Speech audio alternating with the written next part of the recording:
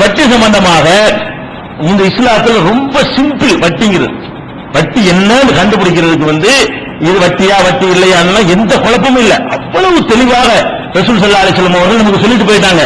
ஆனாலும் என்ன செய்யறாங்கன்னா, ஒரு ஹதீஸ் இருக்கு, புகாரியில ஒரு ஹதீஸ் இருக்குது, அதை வச்சுக்கிட்டு வட்டியில நிறைய குழப்பம் இருக்குது அப்படின்னு நிறைய பேர் என்ன செய்யறாங்க, வாதிட்டு கொண்டு இருக்கிறார்கள். ஃபிக்ஹ் கிதாபுகள்லையும் மார்க் அறிஞர்களுடைய உரைகள்லையும் இதை அடிக்கடி யூஸ் பண்றாங்க. என்ன இருக்குன்னு கேட்டா, உமர் ரலியல்லாஹு சொல்றாங்க, நபி ஸல்லல்லாஹு அலைஹி வஸல்லம் அவர்கள் 3 விஷயங்களை நமக்கு தெளிவுபடுத்தாம மௌத்தாயிட்டாங்க.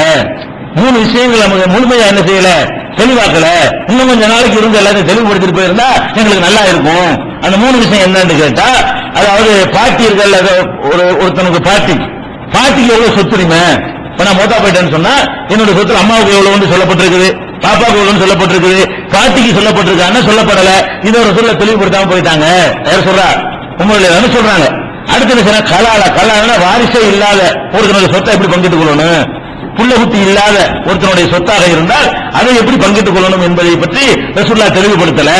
3வது அபுவாபுன் மின் அபுவாபிர் ரிபா, வட்டி சம்பந்தமான சில விஷயங்களை ரசூலுல்லாஹ் தெளிவுபடுத்தாம போயிட்டாங்க அப்படின்னு உமர் ரலியல்லாஹு அன்ஹு அவர்கள் சொன்னதாக புகாரியில 5588வது ஹதீஸில் பதிவு செய்யப்பட்டிருக்கிறது. இதை வச்சுக்கிட்டு வட்டிக்கு ரசூலுல்லாஹ் தெளிவுபடுத்தல அப்படின்னு நிறைய பேர் ஆய்வுறாங்க. இதுல ரசூலுல்லாஹ் தெளிவுபடுத்தினா எங்க போய்விடும், அல்லாஹ் தெளிவுபடுத்தலன்னு அர்த்தம். இந்த மார்க்கத்தை அல்லாஹ் சொல்றா முழுமையாக்கிட்டு அவர் விளங்காம சொன்னாரு. அவருக்கு உமர்லானுக்கு அவர் மேல டேமேஜ் வரக்கூடாதுங்கிறதுக்கா யார டேமேஜ் ஆக்குறாங்க, அல்லாஹ் டேமேஜ் ஆக்க ரெடியா இருக்கிறாங்க. அல்லாஹ்வுடைய ரசூலை டேமேஜ் ஆக்குவாங்க. அப்படி உமர்லாம் சொல்லிட்டாங்கல்ல, அதனால அல்லாஹ் தெளிவுபடுத்தல, அல்லாஹ் கம்ப்ளீட் பண்ணாம விட்டுட்டான். ஆனா அல்லாஹ் குர்ஆன்ல என்ன சொந்தம் கொண்டாடுறான், அது யௌம அக்மல்து லக்கும் தீனக்கும், நான் உங்களுக்கு மார்க்கத்தை இன்னைக்கு முழுமையாக்கிட்டேங்கிறான். நான் ஃபுல்லாக்கிட்டேன், கூற வைக்கிறேங்கிறான். ஃபுல்லாக்கிட்டேன்னு அர்த்தம் எல்லாம் விளக்கப்பட்டிருக்குன்னு அர்த்தம். நம்மளே பார்த்தா விளங்குது, அவ்வளவு தெளிவா ரசூலுல்லாஹ் சொல்லியிருக்கிறாங்க. இவருக்கு சில ஹதீஸ் கிடைக்கல. உமர் ரலியல்லாஹு அன்ஹு பொறுத்த வரைக்கும் அவரே பல சந்தர்ப்பங்கள்ல தப்பா சொல்லி என்ன செய்வாரு, சஹாபாக்கள் சுட்டி காட்டின உடனே ஆமாமா நாங்க என்னப்பா வியாபார தொழில ஈடுபட்டோம், நீங்க மாதிரி ரசூலுல்லாஹ் போய் அதிகமா உட்கார்ல இல்ல, தெரியாம போச்சு அப்படி எல்லாம் நிறைய தடவை நினைஞ்சிருக்காரு. அவரை சொல்லிவிட்டு அவர் வாபஸ் வாங்கி இருக்கிறாரு. அந்த மாதிரி வட்டி சம்பந்தமான நிறைய ஹதீஸ்கள் அவர் கிடைக்காதனால அவர் அந்த வார்த்தையை சொல்லிருக்க கூடாது.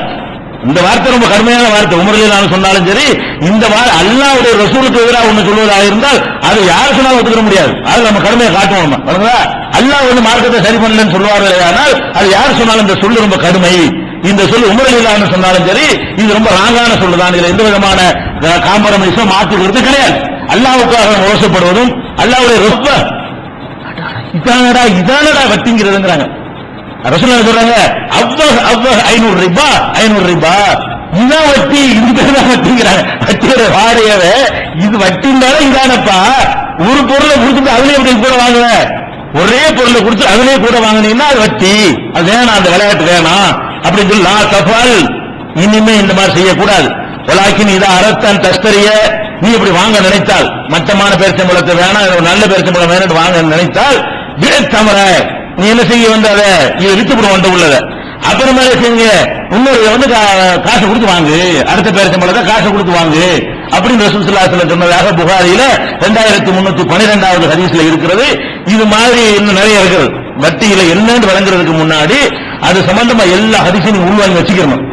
உள்ளுக்குள்ள இருந்தா தான் வட்டி இதான் வட்டிங்கிற உங்களுக்கு என்னவாக குழப்பம் இல்லாம தெளிவாகும். அதனால வட்டி என்னங்கிறது உள்ள போக வேணாம். இது வரைக்கும் சொன்னது நீங்க என்ன விளங்கிறீங்கன்னு கேட்டா, ஒரே இனத்தை சேர்ந்த பொருள்களை உடனுக்குடனே வாங்கினாலும் சரி, ஒரு மாசம் கழிச்சு வாங்குறது இல்ல, உடனுக்குடனே கைமாத்து பண்ணாலும் சரிதான், ஒண்ணு கூட ஒண்ணு குறைய இருக்கக்கூடாது.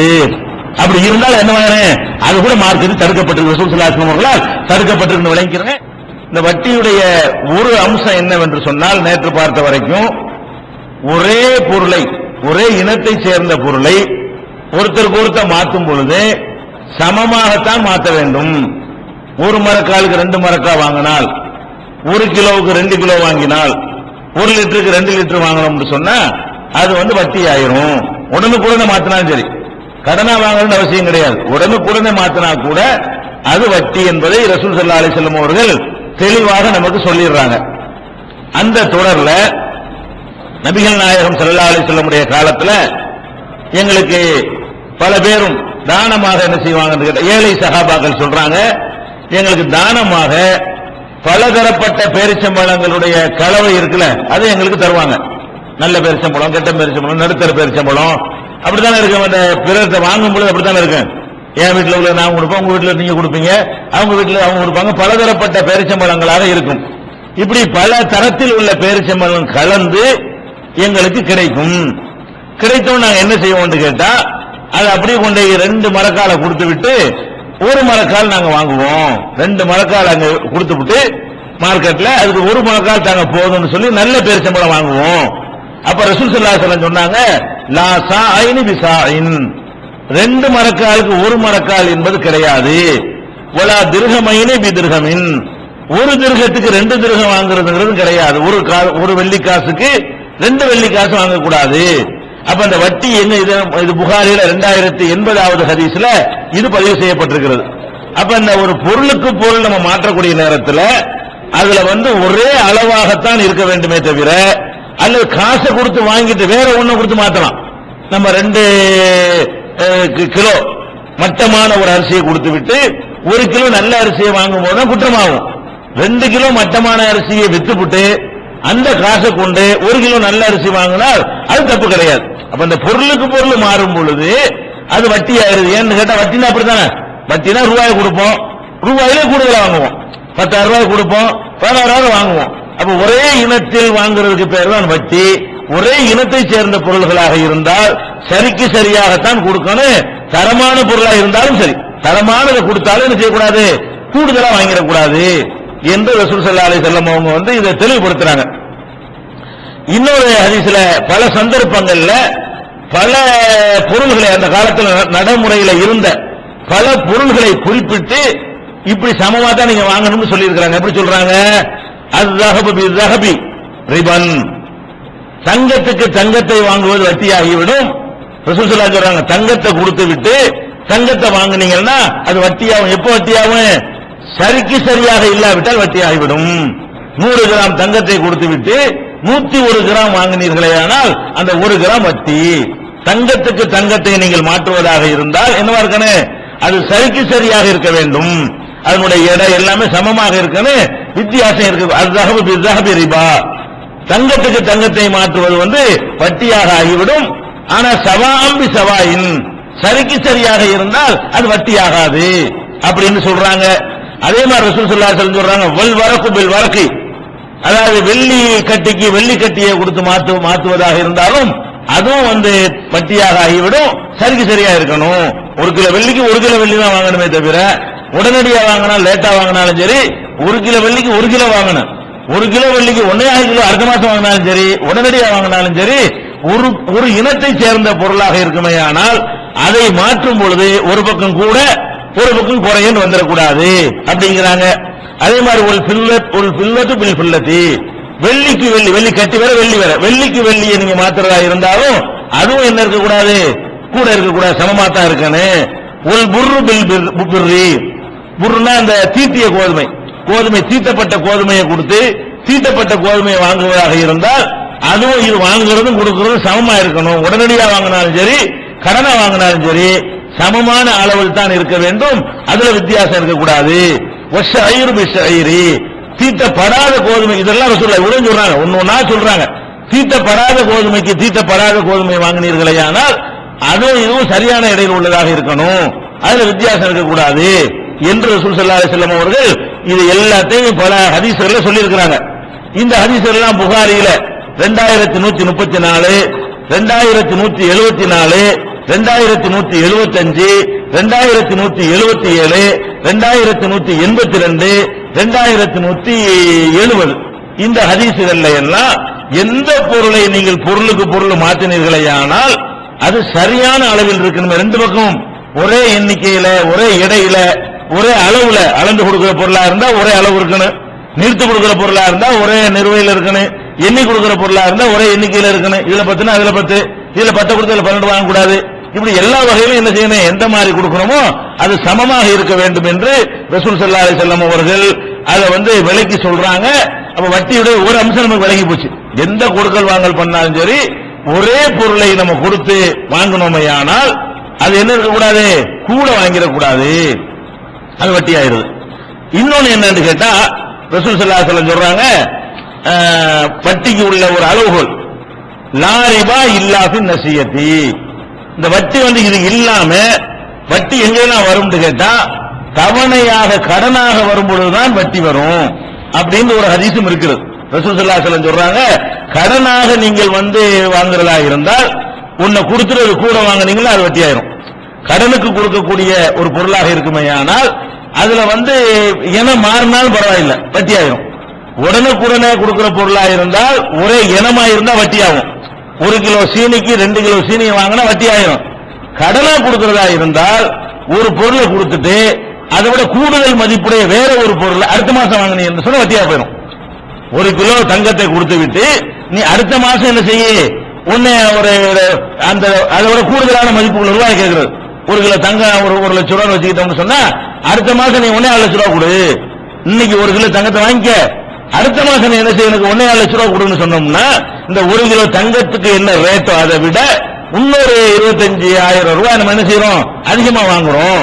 அப்ப வட்டிக்கு அளவுகள் என்னன்னு கேட்டா ஒரே பொருளாக இருக்குமே ஆனால் உடனடியாக மாற்றிக்கொண்டாலும் சரி தவணையில வாங்கினாலும் சரி ரெண்டுக்கும் வித்தியாசம் இருந்தா அதுக்கு பேர் வட்டி.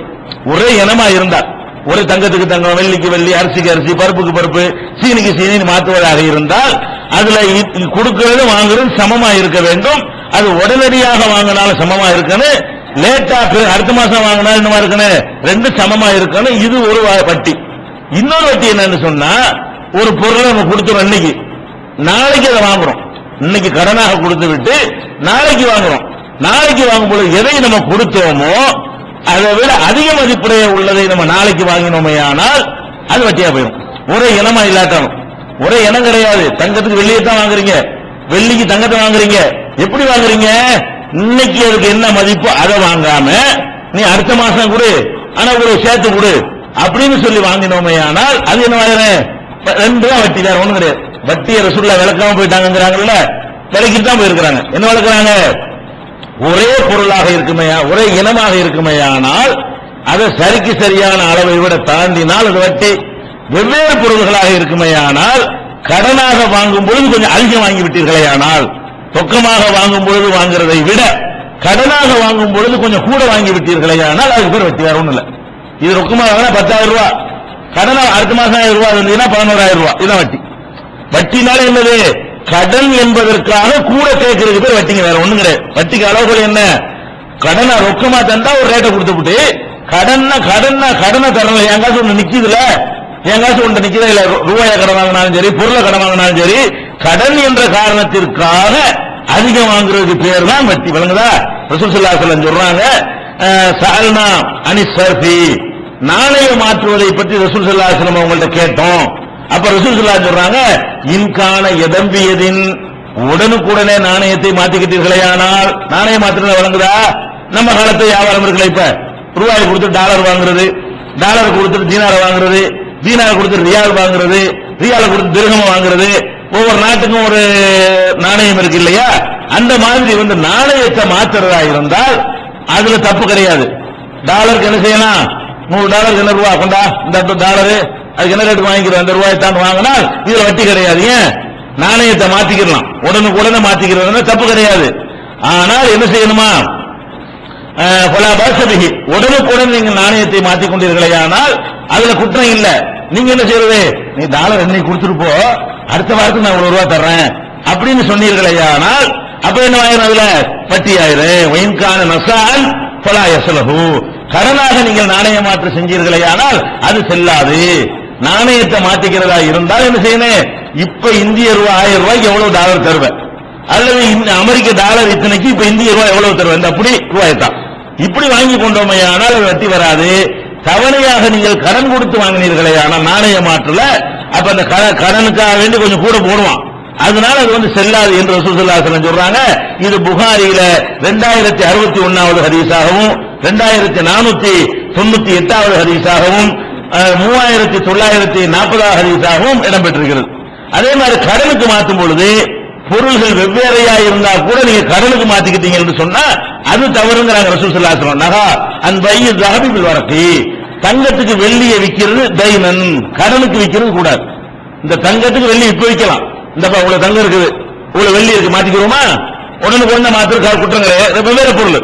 வெவ்வேறு பொருளா இருக்கனால ஒரு கிலோ தங்கத்தை வச்சுக்க, ஒரு 200 கிலோ வெள்ளியை கொடு, ரேட் மார்க்கெட் நிலவரம் அதான் இருக்குன்னு வைங்களா, இது தப்பு கிடையாது. ஒரு கிலோ தங்கத்தை கொடுத்துரு, அடுத்த மாசம் 200 கிலோ வெள்ளி தரேன்னா வட்டியா போயிடும். ஏன் அந்த அடுத்த மாசத்துல இன்னும் இருக்கு விஷயம். நீ உடனே கொடுக்காம நீ அடுத்த மாசம் எப்ப சொல்றியோ, அடுத்த மாசத்துக்கு நான் தரேன்னு எப்ப ஒருத்தன் சொல்றானோ அதுக்காக என்னத்தை எதிர்பார்க்கறான். இப்ப கொடுக்காம அடுத்த மாசம் சொல்றது என்ன எதிர்பார்க்கறான், அதுக்காக கொஞ்சம் கூட கிடைக்கும். அப்ப தவணை என்பதற்காக வேண்டி, கடன் என்பதற்காக வேண்டி எங்க எல்லாம் கூட வாங்குறீங்களோ, கடனுக்கு ஒரு ரேட் வச்சால் அதுக்கு பேர் என்னது, வட்டி. வட்டினால் அவ்வளவுதான். கடன் என்ற காரணத்திற்காக நீங்கள் அதிகமாக வாங்கினீர்களே ஆனால் வட்டி. வட்டின்னு சொல்லி வாங்கினாலும் அதுல இந்த அம்சம் தான் இருக்கும். வட்டியில டிக்ளேர் பண்றான்ல ஒரு தானே செய்யறான், 1 லட்சம் ரூபாய் அவன்கிட்ட போய் கேட்கறீங்க, கடனை தானே கேட்கறீங்க, வட்டியில கடன் அடங்கி தானே இருக்கு. எனக்கு வட்டிக்கு வேணும் ஒரு ஆள்கிட்ட போய் கேட்டீங்கன்னா அவனுக்கு நீங்க என்ன வாங்குறீங்க, கடனை தான் வாங்குறீங்க. கடன் இல்லாம வட்டி வராதுலங்க.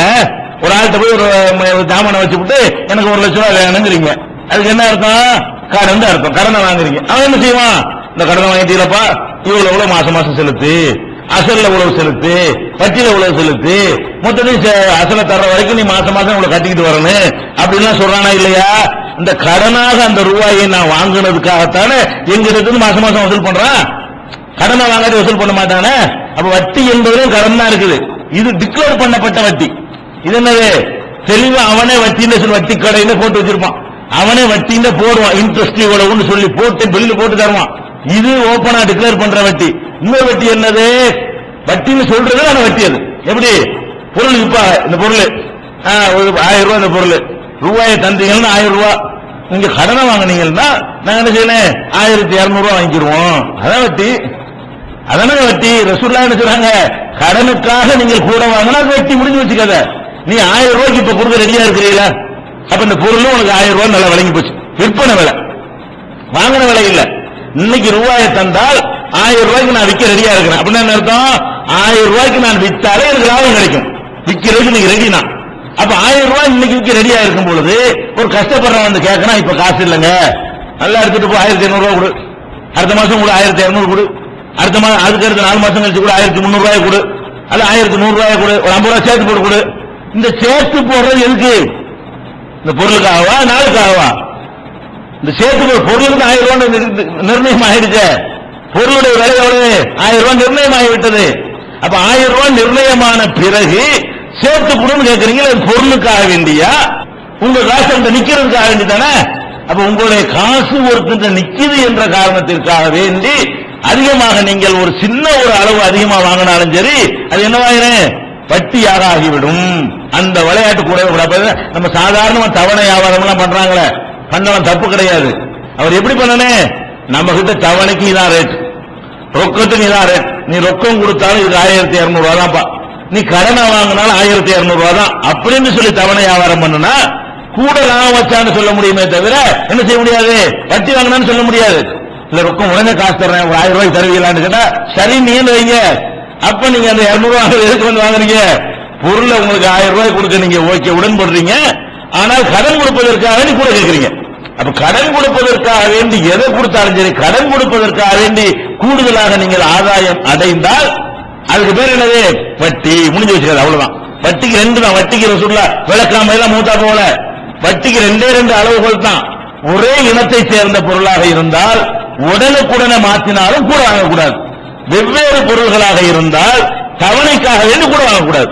வெவ்வேறு பொருள்களை மாத்திக்கிட்டீர்களே ஆனால் ரூபாய்க்கு ரூபாயை மாத்தினாலும் சரி, அல்ல தங்கத்துக்கு ரூபாயை வாங்கினாலும் சரி, வெள்ளிக்கு ரூபாயை வாங்கினாலும் சரி, அரிசிக்கு பருப்பு வாங்கினாலும் சரி, கடன் என்ற காரணத்திற்காக வேண்டி இப்ப வாங்குவதை விட கூட வாங்கினால், ஒரு மூட்டை அரிசி கடன் கேட்கிறாரு, ஒரு மூட்டை அரிசிக்கு என்ன கேட்கிறாரு, ஒரு மூட்டை அரிசி கடனா தாங்க, அடுத்த மாசம் 2 மூட்டை பருப்பு கொடுத்துருமே அப்படின்னு கேட்கலாம். அப்ப இன்னைக்கு என்ன அதுக்கு மதிப்புன்னு பார்க்கணும்.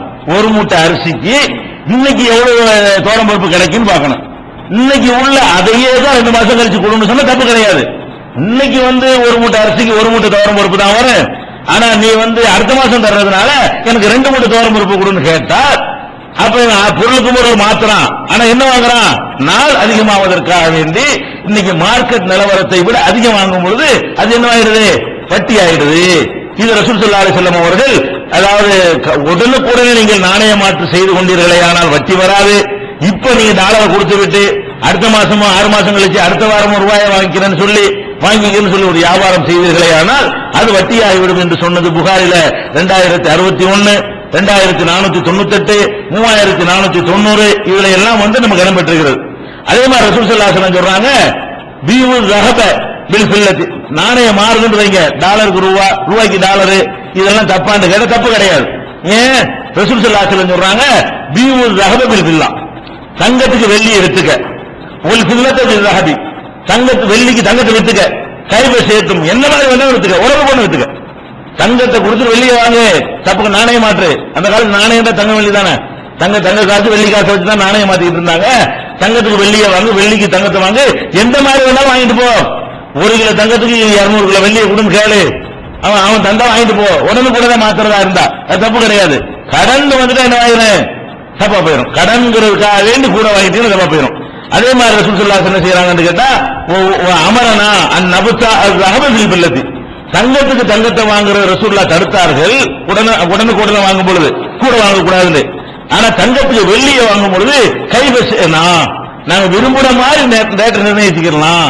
இவ்வளவு தங்கத்துக்கு இவ்வளவுதான் வெள்ளின்னு நிர்ணயிக்கலாம், இவ்வளவு வெள்ளிக்கு இவ்வளவுதான் தங்கம் வியாபாரிகள் என்ன செஞ்சுக்கலாம், நிர்ணயிக்கலாம். அதுல எந்த விதமான தப்பும் இல்லை என்று சொல்லி ரசூல் ஸல்லல்லாஹு அலைஹி வஸல்லம் சொன்னாங்க. ஹதீஸ் புகாரில 2175, 2182 இந்த ஹதீஸ் எல்லாம் இடம்பெற்றிருக்கிறது. அப்ப இது மொத்தத்தில் நம்ம பார்க்கும் பொழுது அந்த வட்டி என்பது எங்க வருதுன்னு நம்ம தெளிவா தெரிஞ்சுக்கிட்டோம்.